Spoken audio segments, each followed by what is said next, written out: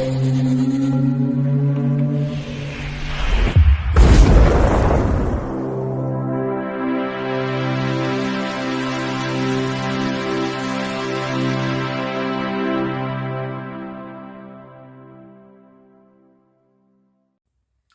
Bayek, it's me Ian, and in today's video I'm looking at this. This is Sweeney 2, yes, from 1978. And before I go any further, I'd just like to thank Tony for sending me this. It is fantastic. I'm so pleased to have this release. It's one of these network releases as well that are getting increasingly difficult to get hold of. And I've got the first film, and this is the second one of the Sweeney TV series films that went onto cinema. Aye. Well, let me get into it then. Let's talk about it. So it is 104 minutes long. It's not that long. Rotten Tomatoes actually give it 62%, which isn't bad, I would say. The critics, I think, though they had their criticisms of it, quite enjoyed it. And the public, you see, there was a demand. The public had already seen the first one, and that had done really well at the box office, so it's inevitable we'd get a second one, and this is what we've got. Now, it's written, again, by Ian Kennedy Martin and Troy Kennedy Martin, who, incidentally, was the screenplay writer of The Italian Job, 1969 cult classic.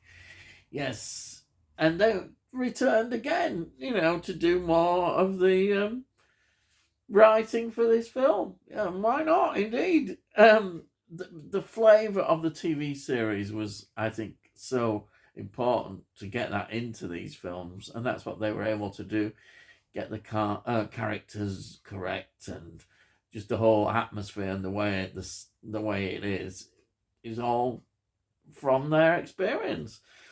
Now, it's produced by Ted Childs, and of course Houston Films are the production company as well, and they have their particular style as they did the TV series. Again, all this helps the continuity and presentation, and it's also distributed by EMI.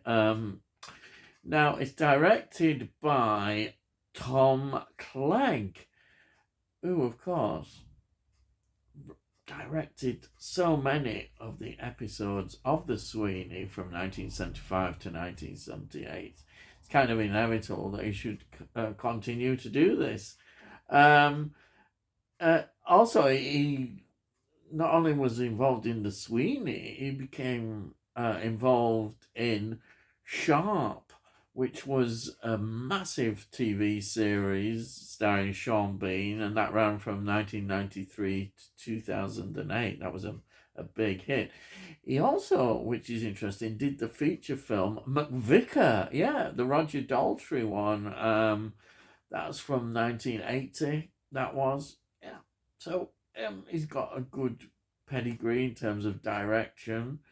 We'll look at the cast. We've got, of course, John Thor playing Regan again. He, of course, as we know, Inspector Morse, 1987 to 2000, he was very much a major part of.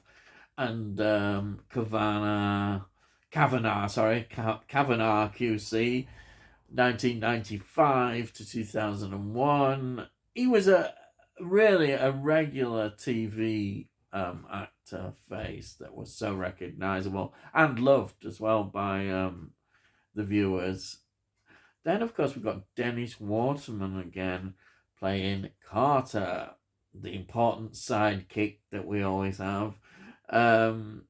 He was interesting because of his some of his early film appearances. He was in Scars of Dracula, of course, that Hammer classic, 1970. And he was in Fright. I always point this one out, from 1971, with Susan George, of course. What a film. I've got that film. I've reviewed it. A great film. Very much of that period. Excellent it was. But of course, he was really well known as in the Minder series. He did leave before it finished. It ran from 1979 to 1989. His particular stint in Minder. And then he carried on into a BBC TV series called New Tricks, which ran from 2004 right through to 2015. And that was quite a popular series as well. And people knew him from his singing and all sorts. He was another well-loved actor, I think, in terms of his television contributions. Yes, that's it. Now, another actor that's in this that is quite a well-known, has a really fascinating history of films and appearances in TV shows, loads of them, is Denham Elliott. He plays the ex-detective chief superintendent Jupp, who basically gets convicted of corruption and is in prison. We see him play, Denham Elliott playing this role.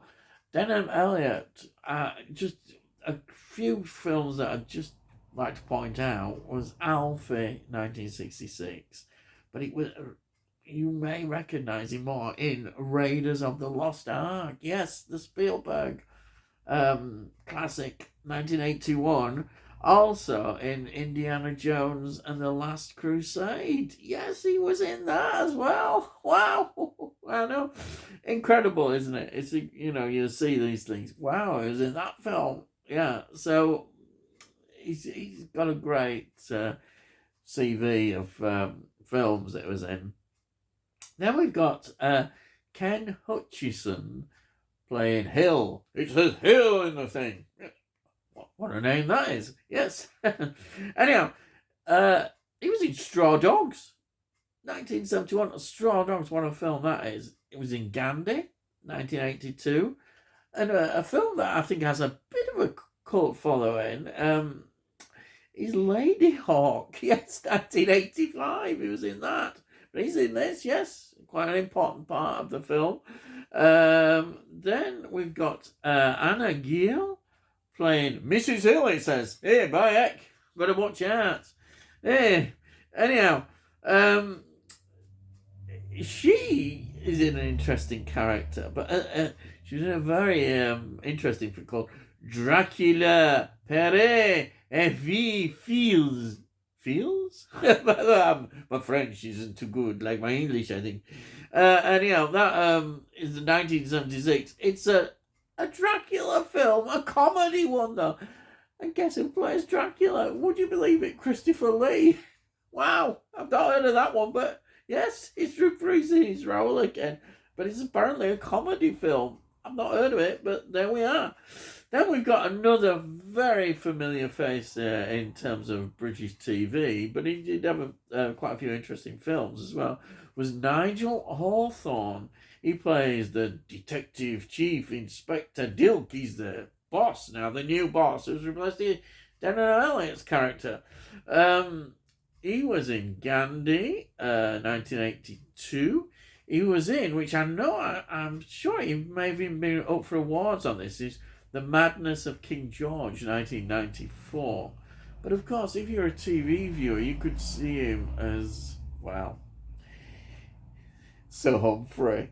He was in Yes Minister from 1980 to 1984, and of course in Yes Prime Minister 1986 to 98. He was just a major character that everybody loved. His comedy timing was fantastic it's a great series that, if you've never seen it, highly recommended. Anyhow, there's the sort of TV stuff I've gone into. Now, the music was by Tony Hatch. It's somebody that you recognise. He did all sorts of these kind of TV themes. You can hear it, the music there. It's very much, again, of that period as well. But there he was. He just hacked out the music and did it. Yes. Yes. Now, I think what always has kind of helps these films so much is the locations. And in this film, of course, we've got the sort of London streets, back streets, if you want, you know, which works so well when you see cars being chasing around and everything. Very good stuff. But then we get a bit of location filming in Malta. Aye. Yeah, they go to Malta, which kind of is, it's an interesting contrast with the film.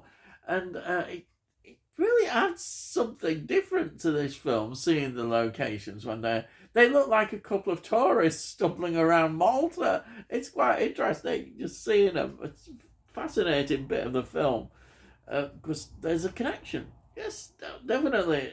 So he's saying, "Hey, mate, get on with what's it about?" Well, Regan and Carter basically are involved in these investigations into these series of bank robberies. But the bank robberies are quite precise and they all have similarities. And they realise, well, it becomes apparent that they are from abroad, that they come in, do the robberies, and then go out again. And it's up to them to put it all together and work out what is going on. Now, Denham Elliott's character, the ex boss who's been found, corruption and what have you, he gives the details that he's got on this case. It's his last case that he said he would like him to solve. And he gives him a file and we get all that. So he's got a background to this case. And then we get other various bits in the film. Some of it, we don't develop the stories. Like there's a bomb scare bit in the film. There's a character who has all this Nazi memorabilia. There are sort of bits that never fully get integrated into the story, but are always interesting. But of course, their investigations do lead to them actually going to Malta. Yes, so that's where we get them going around Malta. And their investigations, well, they seem to be having a good time in Malta, but they don't get anywhere. Really. They find out a bit, but, and then, say the action goes back to London. And it's a really fascinating story. And it works well. Though, I think some people will say the script in places doesn't deliver what it should do, because, as I say, those stories I mentioned, we don't get any further development of the stories. But I don't think that matters. I didn't sit there analysing it and thinking, oh, I just enjoyed it. That's what I tend to do. I'm not a very analytical mind where I'm scrutinising every nanny, nut and cranny in a script. No, I just sit back and enjoy it. But I can see why people might question that. Now, they say that they toned down the violence a bit, and I don't know that much. It still looks quite gory in places, it's because he got an AA certificate, and there's still the nudity there. So, it's what you wouldn't get on the TV series. But the original first film had an 18 certificate. This hasn't. So that is how they say, but I don't think there's really that much difference. It's still got that violent, still that you see. Maybe some bits you don't see as much, but it's still there. It's, still was pretty gruesome in some places. But this, I think, it just still, it's a good sequel to the film. I mean, it's not a direct sequel, obviously, but, as a film, it works well, and you can sit and enjoy this, and that's what it's all about, isn't it? It is, and if you've not seen it and can get hold of it, then you will enjoy it. If you enjoyed the first film, why won't you enjoy this one? Because it is excellent, and I'm really pleased to have watched it, and I'll watch it again. It's something you can just... And it looks good as well. It looks good. It's great. Especially now in this Blu-ray format. Here it is. I'll just show you it again. Look there. And it's on the network label. And yeah, this is excellent. You know, it's just so good to see this transfer. And there, I say, the inside, you've got the disc and they've got the little booklet. And this is well worthwhile. This is a network one as well. So that's it. And thank you again, Tony, for sending this. I really appreciate it and really enjoyed it. Thank you so much. And that's it. So if you're new to the channel, please subscribe, and we'll let you know when I produce all these videos and reviews, and you can see what I do, look at my playlists and things like that, you know. And if you like this video, please give it a like. It helps get it into algorithms, hopefully, so more people can see my channel. Or perhaps they'll like it, perhaps they won't, I don't know, but you know, it gives you an but if you do like it, please give it a like, it does help. And if you've got any comments, please put your comments there. I love to read your comments, I really do. Thank you so much when you put those comments down, it's great. And yeah, that's it. I think that's it. So all I've got to say is, I'll see thee again.